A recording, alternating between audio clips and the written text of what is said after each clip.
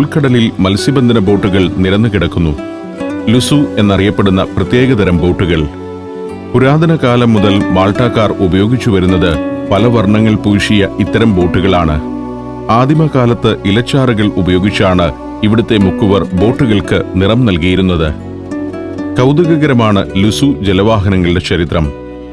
BC 9-8 നൂറ്റാണ്ടുകളിൽ ഫിനീഷ്യന്മാർ മാൾട്ടയുടെ തീരങ്ങളിൽ ഉപയോഗിച്ചിരുന്ന ഖാസ എന്ന ബോട്ടുകളുടെ വകഭേദമാണ് ലുസു.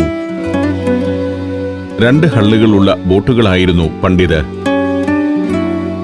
ബ്രിട്ടീഷുകാരുടെ കാലത്താണ് ലുസുവിന്റെ രൂപം ഈ വിധം പരിഷ്കരിച്ചത്.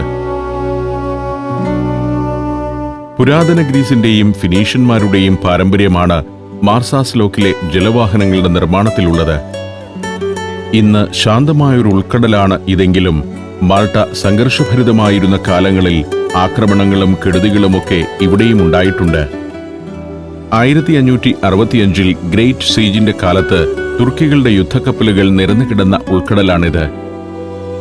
മാർസാസ് ലോക്കിലെ മുക്കുവർക്ക് പുറംകടലിലേക്ക് പോകാനോ മത്സ്യബന്ധനത്തിനു ശേഷം മടങ്ങിയ ബോട്ടുകൾക്ക് ദ്വീപിലേക്ക് അടുക്കാനോ കഴിയാത്ത വിധം നിരവധി ഒട്ടോമൻ കപ്പലുകളാണ് അന്നിവിടെ ഉപരോധം തീർത്തത്. കുറെ ബോട്ടുകൾ ഇവിടെ കരയ്ക്ക് കയറ്റിവെച്ചിട്ടുണ്ട്. അറ്റകുറ്റപ്പണികൾക്കും പെയിന്റിങ്ങിനും വേണ്ടി കയറ്റിവെച്ചിരിക്കുന്നവയാണ്. പ്രൊമനേഡ് അവസാനിക്കുന്ന ഈ ഭാഗം ബോട്ട് റിപ്പയറിംഗ് യാർഡാണ്. വലയുടെ കേടുപാടുകൾ തീർത്തുകൊണ്ട് പ്രൊമനേഡിലെ മരബെഞ്ചിലിരിക്കുന്നു 2 മുക്കുവർ.